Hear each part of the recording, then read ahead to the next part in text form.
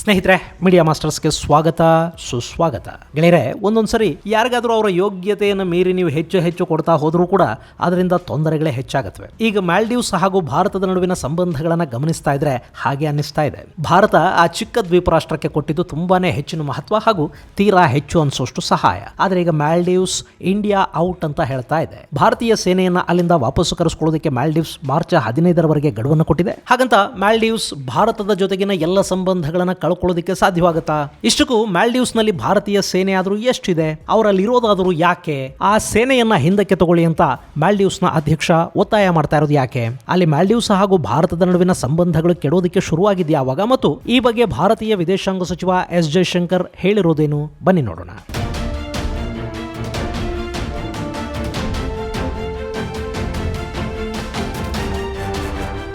ಗೆಳೆಯರೆ, ಮಾಲ್ಡೀವ್ಸ್ ಹಾಗೂ ಭಾರತದ ನಡುವೆ ಇತ್ತೀಚೆಗೆ ಶುರುವಾಗಿರೋ ವಿವಾದದ ಬಗ್ಗೆ ನಿಮಗೆ ಗೊತ್ತಿದೆ. ಮೊನ್ನೆ ಭಾರತದ ಪ್ರಧಾನಿ ನರೇಂದ್ರ ಮೋದಿ ಲಕ್ಷದ್ವೀಪಕ್ಕೆ ಹೋಗಿ ಬಂದ ನಂತರ ಎರಡೂ ದೇಶಗಳ ನಡುವಿನ ಅಸಮಾಧಾನದ ಬೆಂಕಿ ಮತ್ತಷ್ಟು ಹೆಚ್ಚಾಗಿದೆ. ಮೋದಿ ಭೇಟಿಯನ್ನು ವಿರೋಧಿಸಿ ಅಲ್ಲಿನ 3 ಸಚಿವರು ನಿಂದನಾತ್ಮಕವಾಗಿ ಟ್ವೀಟ್ ಮಾಡಿದ್ರು. ಅದರ ವಿರುದ್ಧ ಭಾರತದಲ್ಲಿ ಆಕ್ರೋಶ ಭುಗಿಲೆದ್ದು ಬಾಯ್ಕಾಟ್ ಮಾಲ್ಡೀವ್ಸ್ ಅನ್ನೋ ಸೋಷಿಯಲ್ ಮೀಡಿಯಾ ಕ್ಯಾಂಪೇನ್ ಶುರುವಾಯಿತು. ತಕ್ಷಣ ಎಚ್ಚೆತ್ತ ಮಾಲ್ಡೀವ್ಸ್ನ ಅಧ್ಯಕ್ಷ ಮೊಹಮ್ಮದ್ ಮುಯ್ಜು ಆ 3 ಸಚಿವರನ್ನ ಸಸ್ಪೆಂಡ್ ಮಾಡಿದ್ರು.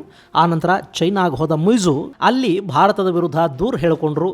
ಭಾರತೀಯರಿನ್ನು ಮಾಲ್ಡೀವ್ಸ್ಗೆ ಪ್ರವಾಸ ಬರೋದು ಕಡಿಮೆ ಆಗುತ್ತೆ, ಈಗ ನೀವೇ ನಮ್ಮನ್ನು ಕಾಪಾಡಬೇಕು, ನಿಮ್ಮ ಟೂರಿಸ್ಟ್ಗಳು ನಮ್ಮಲ್ಲಿ ಹೆಚ್ಚಾಗಿ ಬರಬೇಕು ಅಂತ ಬೇಡ್ಕೊಂಡ್ರು. ಸಾಲಕ್ಕೆ ಅರ್ಜಿ ಹಾಕಿದ್ರು. ಹಾಗೆ ನಮ್ಮದು ಚಿಕ್ಕ ದೇಶ ಇರಬಹುದು, ಆದರೆ ಯಾರೂ ಕೂಡ ನಮ್ಮ ಮೇಲೆ ಸವಾರಿ ಮಾಡೋದಕ್ಕೆ ಸಾಧ್ಯವಾಗುವುದಿಲ್ಲ ಅನ್ನೋ ಹೇಳಿಕೆಯೊಂದನ್ನು ಕೂಡ ಕೊಟ್ಟುಬಿಟ್ರು. ಇದೆಲ್ಲದರ ಬೆನ್ನಲ್ಲೇ ಭಾನುವಾರ ಮಾಲ್ಡೀವ್ಸ್ನಲ್ಲಿ ಭಾರತ ಮತ್ತು ಮಾಲ್ಡೀವ್ಸ್ ಅಧಿಕಾರಿಗಳ ನಡುವೆ ಒಂದು ಮೀಟಿಂಗ್ ನಡೆದಿದೆ. ಅದರಲ್ಲಿ ಮಾಲ್ಡೀವ್ಸ್ ಸರ್ಕಾರ ಭಾರತೀಯ ಸೇನೆಯನ್ನ ಮಾರ್ಚ್ 15ರ ಒಳಗೆ ಹಿಂದಕ್ಕೆ ಕರೆಸಿಕೊಳ್ಳಿ ಅಂತ ಭಾರತಕ್ಕೆ ಮನವಿ ಮಾಡಿದೆ ಮತ್ತು ಮಾರ್ಚ್ 15ರ ಗಡುವನ್ನು ಕೂಡ ಕೊಟ್ಟಿದೆ. ಹಾಗಾದ್ರೆ ಗೆಳೆಯರೆ, ಅಲ್ಲಿ ಭಾರತೀಯ ಸೇನೆ ಇರೋದು ಯಾಕೆ ಮತ್ತು ಎಷ್ಟು ಸೈನಿಕರಲ್ಲಿದ್ದಾರೆ?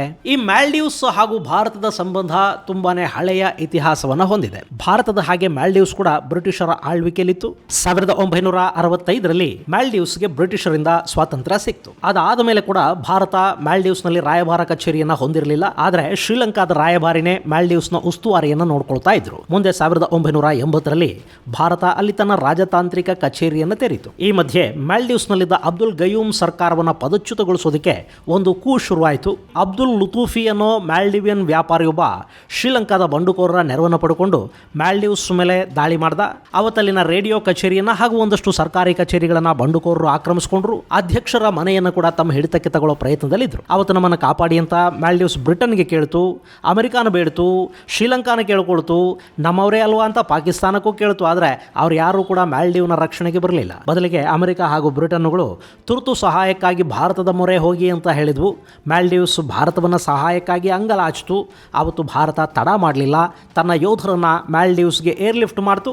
ಅವರು ಕೆಲವೇ ಗಂಟೆಗಳಲ್ಲಿ ಆ ದೇಶವನ್ನು ಬಂಡುಕೋರರಿಂದ ಪಾರು ಮಾಡಿ ಬಂಡುಕೋರರನ್ನು ಬಂಧಿಸಿ ಅಧ್ಯಕ್ಷನ ಪ್ರಾಣ ಉಳಿಸಿ ಆ ದೇಶವನ್ನ ಮತ್ತು ಅಲ್ಲಿನ ಆಡಳಿತವನ್ನು ಕಾಪಾಡಿದರು. ಆ ಕಾರ್ಯಾಚರಣೆಯ ಹೆಸರು ಆಪರೇಷನ್ ಕಾಕ್ಟಸ್. ಅದಾದ ಮೇಲೆ ಮಾಲ್ಡೀವ್ಸ್ ಹಾಗೂ ಭಾರತದ ಸಂಬಂಧಗಳು ಗಟ್ಟಿಯಾಗ್ತಾ ಹೋದವು. ಯಾವುದೇ ಸಂದರ್ಭದಲ್ಲಿ ತುರ್ತಾಗಿ ಸಹಾಯ ಮಾಡಬಲ್ಲ ದೇಶ ಭಾರತ ಒಂದೇ ಅನ್ನೋದನ್ನ ಮಾಲ್ಡೀವ್ಸ್ ಅರ್ಥ ಮಾಡ್ಕೊಳ್ತು. ಅಲ್ಲಿ ಭಾರತದ ಒಂದು ಸಣ್ಣ ತುಕಡಿ ಮಾಲ್ಡೀವ್ಸ್ ಅಧ್ಯಕ್ಷರ ಬೇಡಿಕೆಯ ಮೇರೆಗೆ ಉಳ್ಕೊಳ್ತು. ಮುಂದೆ 2004ರ ಸುನಾಮಿಯ ಸಂದರ್ಭದಲ್ಲಿ ಮಾಲ್ಡೀವ್ಸ್ನ ನೆರವಿಗೆ ಭಾರತ ನಿಂತುಕೊಳ್ತು. 2014ರಲ್ಲಿ ಮಾಲ್ಡೀವ್ಸ್ ತೀವ್ರ ನೀರಿನ ಸಮಸ್ಯೆಯನ್ನು ಎದುರಿಸ್ತಾ ಇತ್ತು. ಆಗ ಕೂಡ ಭಾರತ ಮಾಲ್ಡೀವ್ಸ್ನ ನೆರವಿಗೆ ಬಂತು. ಗೆಳೆಯರೆ, ಅದು ಯಾವ ಕಾರಣಕ್ಕೂ ಗೊತ್ತಿಲ್ಲ ಅಂತೂ ಕಾಂಗ್ರೆಸ್, UPA ಹಾಗೂ ಈಗಿನ ಮೋದಿ ನೇತೃತ್ವದ NDA 3 ಸರ್ಕಾರಗಳು ಕೂಡ ಕಾಂಪಿಟೇಷನ್ಗೆ ಬಿದ್ದವರಂತೆ ಮಾಲ್ಡೀವ್ಸ್ಗೆ ಸಹಾಯ ಮಾಡೋದಕ್ಕೆ ನಿಂತರು. 2018ರಲ್ಲಿ ಮಾಲ್ಡೀವ್ಸ್ಗೆ ಭಾರತ $1.4 ಬಿಲಿಯನ್ ಆರ್ಥಿಕ ಸಹಾಯ ಮಾಡಿತು, ಸಾಲ ಕೊಡ್ತು. ಮೊನ್ನೆ ಚೈನಾ ವೈರಾಣುವಿನ ಸಂದರ್ಭದಲ್ಲಿ ಭಾರತ 1 ಲಕ್ಷ ಡೋಸ್ಗಳಷ್ಟು ವ್ಯಾಕ್ಸಿನ್ಗಳನ್ನು ಮಾಲ್ಡೀವ್ಸ್ಗೆ ಕೊಡ್ತು. ಅವತ್ತು ನಮಗೆ ವ್ಯಾಕ್ಸಿನ್ ಸಿಗ್ತಿರ್ಲಿಲ್ಲ, ಅಂಥದ್ರಲ್ಲಿ ಮನೆಗೆ ಮಾರಿ ಪರರಿಗೂ ಉಪಕಾರಿ ಅನ್ನೋ ಹಾಗೆ ಈ ಮೋದಿ ವ್ಯಾಕ್ಸಿನ್ಗಳನ್ನು ವಿದೇಶಗಳಿಗೆ ಹಂಚುತ್ತಾ ಇದ್ದಾರೆ ಅಂತ ನಮ್ಮಲ್ಲಿ ಸಾಕಷ್ಟು ಜನ ಅಂದುಕೊಂಡಿದ್ದೂ ಇತ್ತು. ಆದರೂ ನಮ್ಮ ಅಕ್ಕಪಕ್ಕದ ದೇಶಗಳು ಸಂಕಷ್ಟಕ್ಕೆ ಸಿಲುಕಬಾರದು ಅಂತ ಭಾರತ ಭಾವಿಸಿತು. ಹಾಗೆ 2022ರ ಬಜೆಟ್ ಅಲ್ಲಿ ಕೂಡ ಭಾರತ ಮಾಲ್ಡೀವ್ಸ್ಗೆ $100 ಬಿಲಿಯನ್ ಮೌಲ್ಯದ ಸಹಾಯವನ್ನು ಘೋಷಣೆ ಮಾಡಿತು. ಇಷ್ಟೆಲ್ಲ ಮಾಡಿ ಕೂಡ ಮಾಲ್ಡೀವ್ಸ್ನಲ್ಲಿ ಇಂಡಿಯಾ ಔಟ್ ಕ್ಯಾಂಪೇನ್ ಶುರುವಾಗಿದ್ದು ಯಾಕೆ?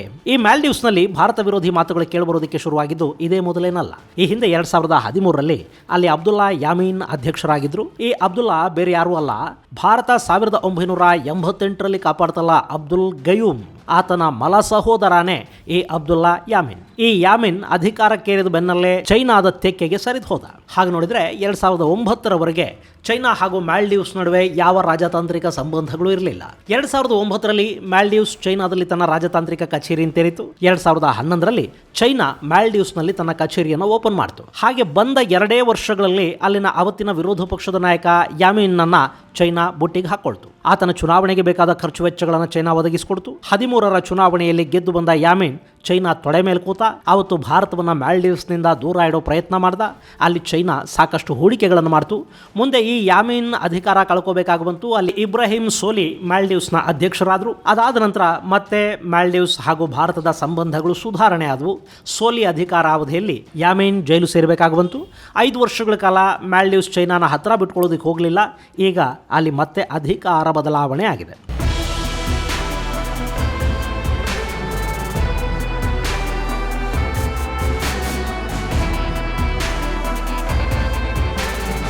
ಗೆಳೆಯರೆ, ಮಾಲ್ಡೀವ್ಸ್ ಅನ್ನೋದು ಹಿಂದೂ ಮಹಾಸಾಗರದಲ್ಲಿ ಅತ್ಯಂತ ಆಯಕಟ್ಟಿನ ಜಾಗದಲ್ಲಿದೆ. ಹೀಗಾಗಿ ಅಲ್ಲಿ ಏನಾದರೂ ಮಾಡಿ ತನ್ನ ಪ್ರಭಾವವನ್ನು ಹೆಚ್ಚು ಮಾಡ್ಕೋಬೇಕು ಅಂತ ಚೈನಾ ಬಯಸುತ್ತೆ. ಹಾಗೆ ನೋಡಿದರೆ ಇಲ್ಲಿರೋ ಚೈನಾಗೆ ಹಿಂದೂ ಮಹಾಸಾಗರದಲ್ಲಿ ಕಿತಾಪತಿ ಮಾಡಬೇಕಾದ ಅಗತ್ಯ ಇಲ್ಲ. ಆದರೆ ಅಮೆರಿಕಾದ ಥರ ಜಗತ್ತಿನ ದೊಡ್ಡಣ್ಣ ಆಗಬೇಕು ಅಂದ್ಕೊಳ್ತಿರೋ ಚೈನಾ ಜಗತ್ತಿನ ನಾನಾ ಭಾಗಗಳಲ್ಲಿ ತನ್ನ ಅಸ್ತಿತ್ವವನ್ನು, ಸೇನಾ ಬಲವನ್ನು, ವ್ಯಾಪಾರಿ ಸಂಬಂಧಗಳು, ಹೂಡಿಕೆಗಳನ್ನು ಹೊಂದಬೇಕು ಅಂತ ಬಯಸುತ್ತೆ. ಜಾಗತಿಕ ಶಕ್ತಿಯಾಗೋ ಪ್ರಯತ್ನದಲ್ಲಿ ಅವರು ಮೊದಲು ತಮ್ಮ ಪಕ್ಕದಲ್ಲಿನ ಭಾರತದ ಮೇಲೆ ಹಿಡಿತ ಸಾಧಿಸಬೇಕು ಅಥವಾ ಭಾರತಕ್ಕಿಂತ ಈ ಭಾಗದಲ್ಲಿ ಹೆಚ್ಚು ಪ್ರಭಾವಿ ಆಗಬೇಕು ಅಂತ ಬಯಸ್ತಾರೆ. ಅದರ ಭಾಗವಾಗಿ ಹಿಂದೂ ಮಹಾಸಾಗರದಲ್ಲಿ ಚೈನಾ ತನ್ನ ಪ್ರಭಾವವನ್ನು ಹೆಚ್ಚು ಮಾಡಿಕೊಳ್ಳೋ ಪ್ರಯತ್ನವನ್ನು ಮಾಡ್ತಾ ಇದೆ. ಭಾರತದ ಸುತ್ತ ಮ್ಯಾನ್ಮಾರ್, ಬಾಂಗ್ಲಾದೇಶ, ಶ್ರೀಲಂಕಾ, ಪಾಕಿಸ್ತಾನಗಳಲ್ಲಿ ತನ್ನ ಬಂದರುಗಳನ್ನು ಸ್ಥಾಪಿಸಿಕೊಂಡಿದೆ. ಹಾಗೆ ನೇಪಾಳ, ಮ್ಯಾನ್ಮಾರ್, ಬಾಂಗ್ಲಾ ಹಾಗೂ ಪಾಕಿಸ್ತಾನಗಳನ್ನು BRI ಅಂದರೆ ಬೆಲ್ಟ್ ಅಂಡ್ ರೋಡ್ ಇನಿಷಿಯೇಟಿವ್ ಪ್ರಾಜೆಕ್ಟ್ನ ಭಾಗವನ್ನಾಗಿ ಮಾಡಿಕೊಂಡಿದೆ. ಅಲ್ಲಿ ಕೂಡ ಚೈನಾದ ರಸ್ತೆಗಳು ಹಾಗೂ ಇನ್ನಿತರ ಹೂಡಿಕೆಗಳಿರುತ್ತವೆ. ಪಾಕಿಸ್ತಾನದ ಮೂಲಕ ಆಕ್ರಮಿತ ಕಾಶ್ಮೀರ ಮತ್ತು ಗಿಲ್ಗಿಟ್ ಬಾಲ್ಟಿಸ್ತಾನಗಳಲ್ಲಿ ಸೇನಾ ನೆಲೆಗಳನ್ನು ಮಾಡಿಕೊಳ್ಳೋ ಪ್ರಯತ್ನದಲ್ಲಿ ಕೂಡ ಚೈನಾ ಇದೆ. ಇದೆಲ್ಲ ಕೂಡ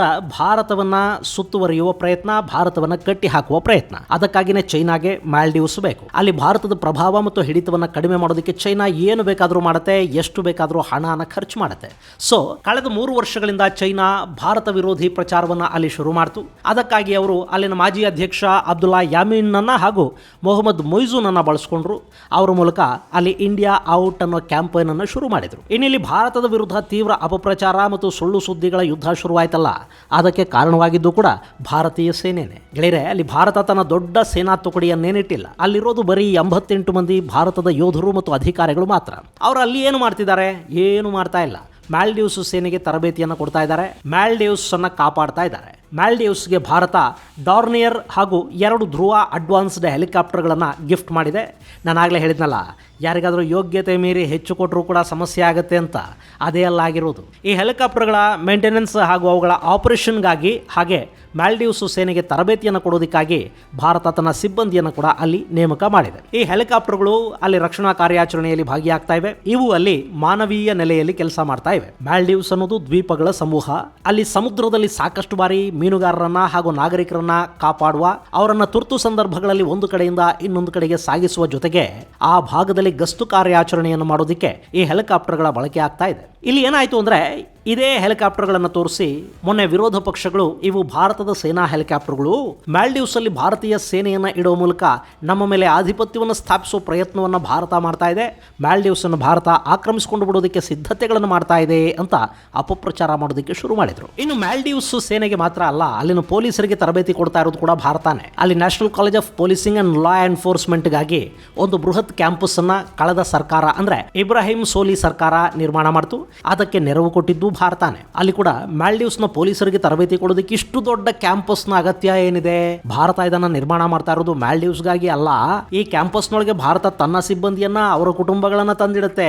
ಇದು ಕೂಡ ನಿಧಾನವಾಗಿ ಮಾಲ್ಡೀವ್ಸ್ ಅನ್ನ ಆಕ್ರಮಿಸಿಕೊಳ್ಳುವ ಪ್ರಯತ್ನ ಅನ್ನೋ ಅಪಪ್ರಚಾರಗಳು ಸೋಷಿಯಲ್ ಮೀಡಿಯಾಗಳ ಮೂಲಕ ಶುರುವಾದವು. ಹಾಗೆ ಅಲ್ಲಿನ UTF ಅಂದ್ರೆ ಉತ್ತೂರು ಕಿಲಾಫಾಲುನಲ್ಲಿ ಭಾರತ ಮತ್ತು ಮಾಲ್ಡೀವ್ಸ್ ಸೇರಿ ಒಂದು ಬಂದರನ್ನ ನಿರ್ಮಾಣ ಮಾಡೋ ಯೋಜನೆಗೆ 2011ರಲ್ಲಿ ಸಹಿ ಹಾಕಿತು. ಈ UTF ಅನ್ನೋದು ಮಾಲ್ಡೀವ್ಸ್ ರಾಜಧಾನಿ ಮಾಲೆಗೆ ಸಮೀಪ ಇರೋ ದ್ವೀಪ. ಅಲ್ಲಿ ಕೋಸ್ಟ್ ಗಾರ್ಡ್ ಸೆಂಟರ್ ಹಾಗೂ ಒಂದು ಬಂದರನ್ನ ನಿರ್ಮಾಣ ಮಾಡಿ ಅದನ್ನು ಮೇಂಟೈನ್ ಮಾಡೋದಕ್ಕೆ ಮಾಲ್ಡೀವ್ಸ್ ಭಾರತದ ಜೊತೆ ಒಂದು ಒಪ್ಪಂದ ಮಾಡಿಕೊಳ್ತು.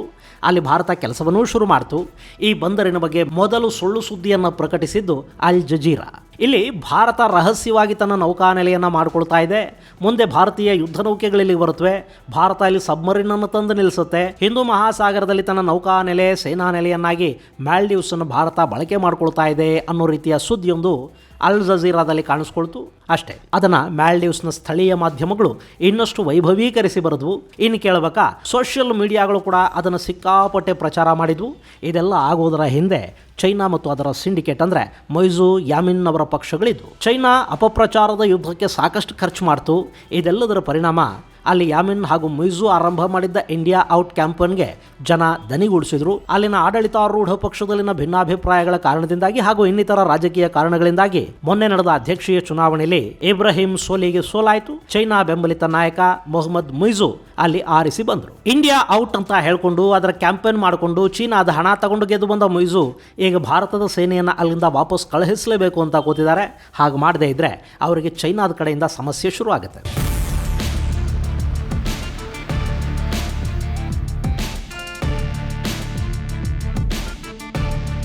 ಸರಿ, ಅಲ್ಲಿಂದ ಸಂಪೂರ್ಣವಾಗಿ ಭಾರತವನ್ನು ಹೊರ ಕಳಿಸೋದಕ್ಕೆ ಮೊಯ್ಜುಗೆ ಸಾಧ್ಯ ಆಗುತ್ತಾ ಗೆಳೆಯರೆ? ಮೊನ್ನೆ ಮೊಯ್ಜು ಸಂಪುಟದ ಸಚಿವರು ಭಾರತದ ವಿರುದ್ಧ ಮಾತಾಡಿದ ಕೂಡಲೇ ಅಲ್ಲಿನ ಸಾಕಷ್ಟು ಹಿರಿಯ ನಾಯಕರು ಅದಕ್ಕೆ ವಿರೋಧವನ್ನು ವ್ಯಕ್ತಪಡಿಸಿದ್ದಾರೆ. ಹಾಗೆ ಮಾಲೆ ನಗರದ ಮೇಯರ್ ಚುನಾವಣೆಯಲ್ಲಿ ಭಾರತ ವಿರೋಧಿ ಸರ್ಕಾರಕ್ಕೆ ಅಂದ್ರೆ ಅಧ್ಯಕ್ಷನ ಸರ್ಕಾರಕ್ಕೆ ಸೋಲಾಗಿದೆ. ಈ ಹಿಂದೆ ಮೊಯ್ಜು ಮೇಯರ್ ಆಗಿದ್ದ ಈ ಮಾಲೆ ಈಗ ಮಾಲ್ಡಿವಿಯನ್ ಡೆಮೊಕ್ರೆಟಿಕ್ ಪಾರ್ಟಿ ಅಂದ್ರೆ ಈ ಹಿಂದಿನ ಭಾರತದ ಮಿತ್ರ ಇಬ್ರಾಹಿಂ ಸೋಲಿ ಇದ್ರಲ್ಲ, ಅವರ ಪಕ್ಷದ ತೆಕ್ಕೆಗೆ ಬಿದ್ದಿದೆ. ಅದರ ಅರ್ಥ ಅಲ್ಲಿನ ಜನಕ್ಕೆ ಕೂಡ ಇಂಡಿಯಾ ಔಟ್ನ ನಾಯಕರು ಬೇಕಾಗಿಲ್ಲ. ಇನ್ನು ಭಾರತ ಅಲ್ಲಿ ಸಾಕಷ್ಟು ಅಭಿವೃದ್ಧಿ ಕೆಲಸಗಳನ್ನು ಮಾಡ್ತಾ ಇದೆ, ಸಾಕಷ್ಟು ಸಾಲ ಕೊಟ್ಟಿದೆ. ಅಲ್ಲಿನ ಬ್ಯಾಂಕಿಂಗ್ ಕ್ಷೇತ್ರ ಕೂಡ ಭಾರತದ ಕೈಯಲ್ಲಿದೆ. ಭಾರತ ಮಾಲ್ಡೀವ್ಸ್ನಲ್ಲಿ ನಾನಾ ರೀತಿಯಲ್ಲಿ ಬೇರು ಬಿಟ್ಟಿದೆ. ಈಗ ಅದೆಲ್ಲವನ್ನ ಹೊರಗೆ ಹಾಕೋದು ಸಾಧ್ಯವಿಲ್ಲದ ಮಾತು. ಹಾಗೇನಾದರೂ ಆದರೆ ಮಾಲ್ಡೀವ್ಸ್ ಸಂಪೂರ್ಣವಾಗಿ ಕುಸಿದು ಹೋಗುತ್ತೆ. ನಾಳೆ ಮಾಲ್ಡೀವ್ಸ್ಗೆ ಬೇರೆ ಏನೇ ಸಮಸ್ಯೆ ಆದರೂ ಅಲ್ಲಿ ಭಾರತನೇ ಸಹಾಯ ಮಾಡಬೇಕು ಅನ್ನೋದು ಅವರಿಗೂ ಗೊತ್ತಿದೆ. ಯಾಕೆಂದರೆ ತುಂಬ ಹತ್ತಿರದಲ್ಲಿರೋದು ಮತ್ತು ಬೇಗ ರೀಚ್ ಆಗೋದಕ್ಕೆ ಸಾಧ್ಯವಾಗೋದು ಅಲ್ಲಿ ಭಾರತಕ್ಕೆ ಮಾತ್ರ. ಇನ್ನು ಮಾಲ್ಡೀವ್ಸ್ನ ಆಹಾರ ಪದಾರ್ಥಗಳಿಂದ ಹಿಡಿದು ಅಲ್ಲಿನ ಮೂಲಭೂತ ಸೌಕರ್ಯಗಳಿಗೆ ಬೇಕಾಗುವ ವಸ್ತುಗಳವರೆಗೆ ಪ್ರತಿಯೊಂದು ರಫ್ತಾಗೋದು ಭಾರತದಿಂದ. ಔಷಧಗಳು ಕೂಡ ಇಲ್ಲಿಂದಲೇ ರಫ್ತಾಗುತ್ತೆ. ಅದೆಲ್ಲವನ್ನು ನಿಲ್ಲಿಸಿಬಿಟ್ರೆ ಮಾಲ್ಡೀವ್ಸ್ ಅನ್ನೋದು ಇನ್ನೊಂದು ಪಾಕಿಸ್ತಾನದ ಥರ ಬೆಲೆ ಏರಿಕೆಯಿಂದ ತತ್ತರಿಸಿ ಹೋಗಬೇಕಾಗತ್ತೆ. ಸೊ ಭಾರತವನ್ನು ಸಂಪೂರ್ಣವಾಗಿ ದೂರ ಇಡೋದು ಮಾಲ್ಡೀವ್ಸ್ಗೂ ಸಾಧ್ಯವಾಗದ ಮಾತು. ಇನ್ನು ಭಾರತಕ್ಕೆ ಮಾಲ್ಡೀವ್ಸ್ ಬೇಕಿರೋದು ಒಂದೇ ಕಾರಣಕ್ಕೆ, ಹಿಂದೂ ಮಹಾಸಾಗರದಲ್ಲಿ ಚೈನಾದ ಹಿಡಿತ ಇನ್ನಷ್ಟು ಹೆಚ್ಚಾಗಬಾರದು ಅನ್ನೋ ಕಾರಣಕ್ಕೆ ಮಾತ್ರ ಮಾಲ್ಡೀವ್ಸ್ ಭಾರತದ ಜೊತೆಗೇ ಇರಬೇಕು ಅಂತ ಭಾರತ ಬಯಸುತ್ತೆ. ಮಾಲ್ಡೀವ್ಸ್ನಲ್ಲಿ ಭಾರತದ ಪ್ರೆಸೆನ್ಸ್ ಇದ್ರೆ ಸಾಗರದ ಮೂಲಕ ನಮಗುಂಟಾಗುವ ತೊಂದರೆಗಳು ಅಪಾಯಗಳನ್ನು ಗಮನಿಸೋದಕ್ಕೆ, ಅವುಗಳನ್ನು ತಡೆಯೋದಕ್ಕೆ ಅನುಕೂಲ ಆಗುತ್ತೆ. ಹೇಳಿ ಕೇಳಿ ಮಾಲ್ಡೀವ್ಸ್ ಅನ್ನೋದೊಂದು ಇಸ್ಲಾಮಿಕ್ ದೇಶ. ಅಲ್ಲಿಗಾಗಲೇ ಮೂಲಭೂತವಾದ ಮತ್ತು ಭಯೋತ್ಪಾದಕ ಚಟುವಟಿಕೆಗಳು ಶುರುವಾಗಿ ಆಗಿವೆ. ನಾಳೆ ಅವು ಹೆಚ್ಚಾದರೆ ಭಾರತದ ಕಡೆ ಹರಡಿಕೊಳ್ಳೋದಕ್ಕೆ ಶುರು ಆಗುತ್ತವೆ. ಹೀಗಾಗಿ ಭಾರತ ಮಾಲ್ಡೀವ್ಸ್ನಲ್ಲಿ ಕಣ್ಣಿಡಬೇಕಾದ ಅಗತ್ಯ ಇದೆ. ಅದಕ್ಕಾಗಿ ಆ ಪುಟ್ಟ ದ್ವೀಪ ಭಾರತಕ್ಕೆ ಬೇಕು. ಅದನ್ನೇ ಮಾಲ್ಡೀವ್ಸ್ ಲಾಭ ಮಾಡಿಕೊಳ್ತಾ ಇದೆ. ಅವರು 5 ವರ್ಷಕ್ಕೊಮ್ಮೆ ಚೈನಾ ಜೊತೆ ಭಾರತದ ಜೊತೆ ಕಣ್ಣ ಮುಚ್ಚಾಲೆ ಆಡ್ತಾ ಇರ್ತಾರೆ. ಅನುಭವಿಸೋದು ಬಿಟ್ಟರೆ ಬೇರೆ ಯಾವ ದಾರಿನೂ ಇಲ್ಲ. ಇನ್ನು ಮೊನ್ನೆ ಜೈಶಂಕರ್ ಅವರು ಕೂಡ ಇದನ್ನೇ ಹೇಳಿದ್ದಾರೆ. ಎಲ್ಲ ದೇಶಗಳು ಎಲ್ಲ ಸಂದರ್ಭದಲ್ಲೂ ಭಾರತದ ಮಿತ್ರರಾಗೇ ಇರಬೇಕು ಅಂದ್ರೆ ಅದು ಸಾಧ್ಯವಾಗದ ಮಾತು. ರಾಜಕೀಯ ಅನ್ನೋದು ರಾಜಕೀಯನೇ. ಅಲ್ಲಿ ಪರ ವಿರೋಧಗಳು ಏರಿಳಿತಗಳು ಇವೆಲ್ಲ ಇದ್ದೇ ಇರುತ್ತವೆ.